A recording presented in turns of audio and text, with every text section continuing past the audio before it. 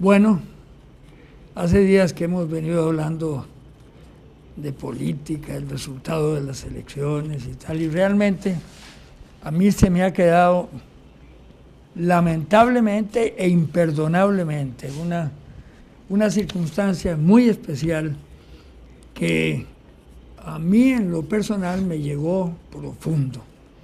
Primero, la muerte de don Gonzalo Facio, con quien tuve una amistad entrañable, pues a través de Beto Cañas, de Roberto Fernández, de todo ese grupo y en el bufete particularmente. Era verdaderamente un hombre extraordinario. Yo a pocas personas he visto, me lo comentaba con don Alberto Cañas, sentarse en la máquina de escribir, hacer un escrito, cualquier cosa, y sin consultar, y lo sacaba perfecto. Tenía una habilidad de redacción increíble, además de que era un hombre muy culto y muy buen amigo en lo personal. Para mí fue como un hermano. Yo le tuve un cariño profundo desde la época de Limón, con ¿cómo se llama? Los gemelos, Mario y Álvaro y Nena, la hermana, con todos ellos tuve una amistad realmente entrañable. Esos gemelos Así que, de paso eran grandes deportistas. Claro, uno era un trampolinista extraordinario, el otro era un nadador de velocidad increíble que en Estados Unidos, de ellos también. Sí, en Estados Unidos compitieron y ganaron campeonatos. Pero bueno, también ambos murieron ya. Pero mi amistad, bueno, con Mario tuve una amistad más grande tal vez, y con Gonzalo, con Chalo. El otro que también me llamó la atención porque yo había tenido una relación muy cercana con él y tuve una amistad también muy buena con Jorge Luis Villanueva Padilla. Jorge Luis, realmente yo diría que de corazón verde, pero uno de los hombres más honestos que yo he conocido en todo sentido. Además con gran sentido de humor, mucha inteligencia y un hombre de veras con el que se conversaba horas y se pasaba el rato realmente. Tuvo sus oportunidades políticas y las cumplió a cabalidad realmente. No fue uno de esos de pasarraya ni un tipo que se aprovechó de circunstancias políticas para hacer dinero, porque no lo fue. De manera que con Jorge Luis también me golpeó y yo quisiera que le llegue a Yenani mi más profundo, la compañera de Repretel, mi más profundo pésame por esta circunstancia. Y me comentaba aquí Vladimir que él también quería comentar algo, así que se lo paso. ¿Ah? Vamos a ver. Sí. Los dos personajes, Gonzalo Facio Segura y Villanueva Padilla, sin lugar a dudas son personas que el país les debe mucho y tienen un significado muy importante para la vida institucional y para la vida política. Así es. Gonzalo, más controvertido, pero no hay que dejar de hacerle los reconocimientos debidos. Porque si alguien se mete en política, puede cometer que se mete a jugar tiene que aguantar en las cuales pueden ser controversiales. Gonzalo Facio Segura tiene una vida activa desde la década del 40, joven. En el 48 pasó a ser parte de la Junta de Gobierno de Figueres, muy importante ahí. Se asocia el crimen del Codo del Diablo a la autoría intelectual de Gonzalo Facio Segura, el hombre que dio la orden de matar a los presos que traían de Limón comunistas, ahí que los mataron en el Codo del Diablo. Sí. ¿Verdad? Los autores materiales fueron otros, Zúñiga y otros, pero siempre se dijo que Gonzalo Facio fue, y no era un cuento, sino porque esto lo dijo Edgar Cardona Peña, cuando después del cuando le produjo el intento Edgar de Cardona golpe, Quirós. Edgar Cardona Quirós, Quirós. correcto, cuando Cardona Peña. intentó dar el golpe de estado a Figueres.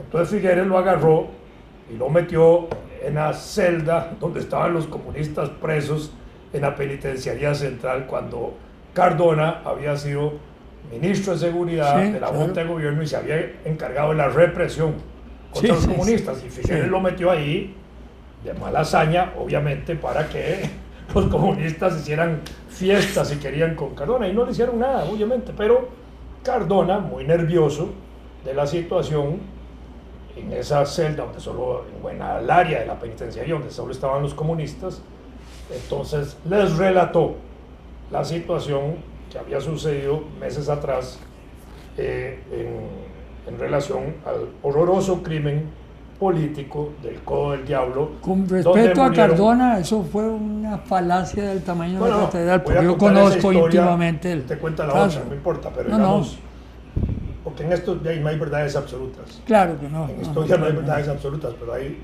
aproximaciones a una verdad. Entonces, Cardona cuenta la situación del Codo del Diablo y dice que Gonzalo fue el que dio la orden. Y que el propósito, porque eso fue en diciembre del 48, que el propósito de ese crimen fue advertir a los comunistas de que no participaran en la intentona de invasión que estaba planeando Rafael Ángel Calderón desde Nicaragua en ese diciembre. Y los comunistas obviamente no tenían ni interés de participar en eso, habían quedado diezmados, deshechos, y los muertos los habían puesto ellos de toda la guerra. 2.500 muertos así es. comunistas murieron Así en esa guerra, en un mes de guerra. De manera que ellos no estaban en esas condiciones. Una parte de la dirigencia comunista estaba en el exterior, la otra estaba presa y unos cuantos clandestinos, ¿verdad? Entonces, de ahí salió la leyenda o la historia de que Gonzalo Facio era el autor intelectual del crimen del Codo del Diablo. Desde 1949 hasta 1970, los comunistas siempre, en el periódico Libertad, que era un semanario que publicaron después de los años 60, de lo que yo recuerdo, Ahora está circulando otra vez. pero es chiquitito. Sí. Ah, no lo he visto. Sí, pero Me interesa localizarlo, a ver, voy a buscarlo. En ese periódico, cuando se referían a Gonzalo Facio, se referían como el asesino del Codo del Diablo, en vida de Chalo Facio. Pero viene una situación política nueva en el país, y es el gobierno de Trejo Fernández. Una crisis económica en el país donde hay azúcar y hay café que pierden los mercados normales, tradicionales, y entonces el gobierno se preocupa por ver, por presión de los cafetaleros y cañeros, de colocar ese mercado, de esa producción en mercados no tradicionales, alternativos o terceros mercados, como se llamaban entonces los países socialistas. Entonces, José Joaquín Trejo Fernández llama a Manuel Mora Valverde, secretario general de los comunistas, que estaba ilegalizado el partido, para que funja como agente comercial de Costa Rica en los países socialistas europeos, para ver si se podía colocar el café y la caña de azúcar. Entonces le dan pasaporte de servicio, un pasaporte oficial, para que viaje como diplomático de Costa Rica junto con Ricardo Quesada López Calleja y Max Blanco Brunetti, gran cafetalero liberacionista, en el gobierno de Trejo Fernández. Y sale la misión para allá, es exitosa, se empieza a vender el café y el azúcar. En esa época se habían ilegalizado, en 1965, el Partido Alianza Popular Socialista, en 1969 el Partido Obreros Campesinos e Intelectuales, impidiendo participar en las elecciones del 66 y para la elección del 70, pero el resultado de las negociaciones que se venían haciendo 68-69, a pesar de la ilegalidad del 69 del bloque, se matrafula, se llegó a un acuerdo político entre Manuel Mora y gobierno y el Tribunal de Elecciones, porque así se manejaba eso aquí. Así se maneja, así pero... se maneja, para que se permitiera entonces la inscripción de un nuevo partido de izquierda, y entonces entró el PASO, Partido Acción Socialista, que puso a Manuel Mora y a Marcial Aguiluz como primeros puestos de San José. Fue mi primera votación en ese sentido por don Manuel, para decirlo con todo cariño porque le tenía además un enorme cariño yo a él. Y así entró Manuel Mora al Congreso. En el gobierno de Figueres mantuvo, estaba Max Blanco Brunetti, la relación con la venta de café. Y resultado de la venta de café y azúcar a la Unión Soviética, también eso cambió políticas anticomunistas en ese momento. Había mucho anticomunismo y se empezó a cambiar la cosa. Y se promueve, probablemente como relación de ese intercambio que era muy satisfactorio para los empresarios costarricenses y productores, la posibilidad de abrir relaciones diplomáticas con el mundo socialista. Y entonces Figueres toma la decisión de establecer relaciones con la Unión Soviética, primer país de Centroamérica que lo hace en 1972 por ahí. Canciller de la República, Gonzalo Facio Segreda. ¿Sí? Política exterior la dirigen el presidente y Gonzalo Facio Segreda. Y Gonzalo Facio Segreda entonces publica un libro sobre las relaciones internacionales donde empieza a trazar una política exterior diferente. Sí. Viaja a la Unión Soviética, sí. Es recibido con honores en la Unión Soviética y los comunistas dejaron de llamarlo el asesino del codo del diablo y empezaron a darle el título de canciller Gonzalo Facio. Y cambió la historia de la época. Entonces, a partir de allí, digamos, de los 70s, Gonzalo Facio tenía esa doble faceta, una de recuerdo del crimen del codo del diablo, otra la del gran canciller, que fue un gran canciller y marcó derroteros importantes de política exterior en el país.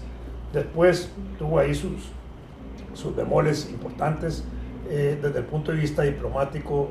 Quienes trabajaron con él y en la Cancillería se recuerda porque él dejó como un surco, porque efectivamente era un hombre brillante como canciller, como embajador, que lo fue muchos años en Washington, ¿verdad? Y después gran liberacionista del Partido Liberación, y después terminó metido con Rafael Ángel Calderón Fournier. Con Ulate. No. Perdón, con Mario Echandi. No, pero... Con Mario Echandi. Él le dio la adhesión a Mario Ah, Echandi. bueno, sí, pero ya era el camino que terminó ahí, en ese sentido, y terminó de embajador de Rafael Ángel. Ah, sí, bueno. Pero bueno. Como figura política es una persona que el país le debe mucho. Aparte de los crímenes del codo del diablo que yo comenté ahora, ¿verdad? Que también se debe, pero como figura proyectada institucionalmente en el país, en sus relaciones exteriores, en la parte diplomática, fue uno de los pilares importantes de la política exterior del país durante muchos años. Ve, yo en realidad no me voy a referir a eso porque lo comenté. Él es, para mí fue uno de los, si no el mejor, uno de los mejores ministros de Relaciones Exteriores de Costa Rica. Yo lo viví aparte en lo personal, cuando estuve de secretario general en la UDECA, cuando lo veía en las reuniones con los otros cancilleres, él era el que llevaba la batuta siempre, de todos los cancilleres de Centroamérica, donde había algunos importantes como los de Guatemala, etc. Me voy a referir a lo del codo del diablo. Yo no sé, no sabía sobre esa historia de Edgar Cardona. Yo tuve cierta relación de amistad con Edgar, pero de otra naturaleza. Me llama la atención poderosamente eso que él relató. No sé, me imagino que él, como Chalo, fue uno de los que lo enfrentó duramente cuando el golpe, el cardonazo que se llamó, pudo haber sido una reacción, etcétera. No quiero ni siquiera juzgarlo porque no se trata de eso. Yo a Chalo lo conocí personalmente, hablé con él personalmente sobre el cuento del codo del diablo y él me hizo otra versión completamente diferente. Él era ministro de Justicia. Sí, claro. En eso, pero de eso, haber dado una orden de esa naturaleza, el traslado de los presos.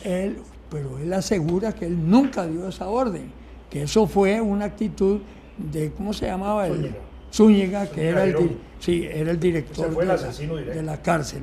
Uno de los asesinos, bueno, dos directos, sí. Los que iban en el motocar, así excepto que, el muchachillo que iba manejando el motocar. Sí. Ese fue marcado, pero se escondió y salió en carrera. Lo que decía Chalo es que él se enteró cuando ya había sucedido el asunto y que inclusive tuvo una cosa muy seria con Zúñiga.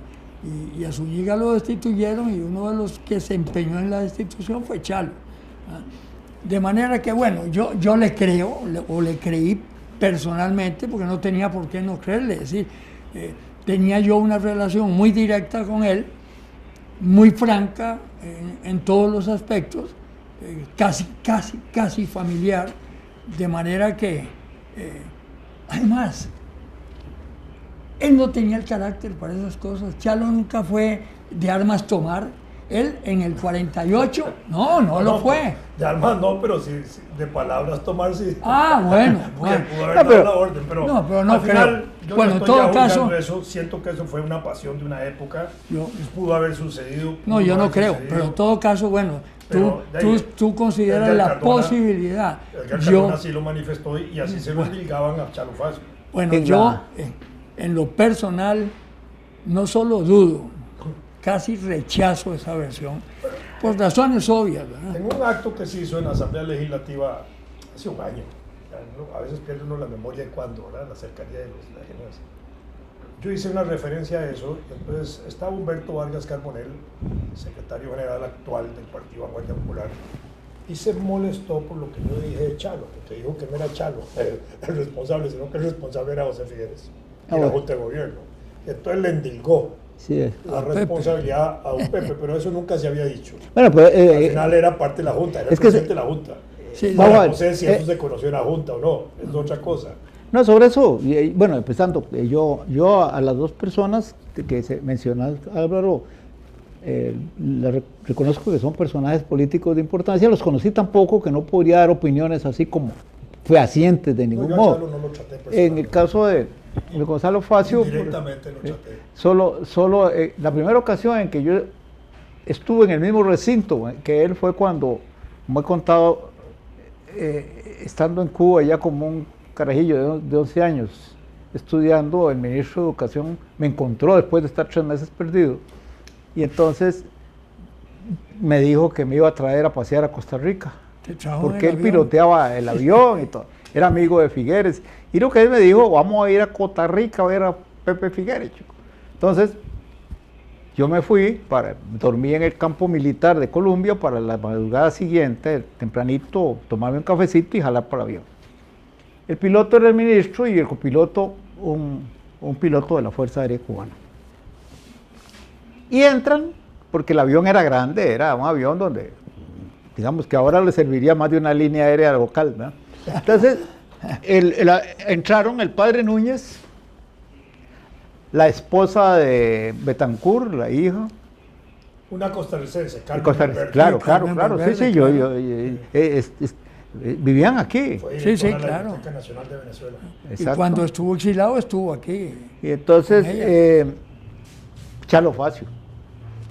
Y un carambas, ahora lo voy a decir así porque era solo como 2 años mayor que yo, 3 tal vez, que se llamaba Mario Zaragoza. Pero nada que ver con los 2 Mario Zaragozas que conocemos en Costa Rica, porque siempre que yo digo, mira, no, nada que ver. Yo iba a decir, yo lo conozco. Los 2 Marios, Mario Zaragoza era un estudiante guatemalteco que estaba en Cuba por alguna razón y era afín en sus cosas al partido de Arbenz.